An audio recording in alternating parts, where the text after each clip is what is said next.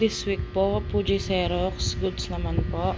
Cutter platter po, goods naman din po. May mga kinakat po kami dito na sticker for product dev request po. For approval pending po namin kay Ma'am Grace, 300 pieces na calendar. For stickering po, meron po kaming order kay SMCTO, 10 pieces po. For SOR po, meron po kaming dalawang for approval. And isa pong ongoing.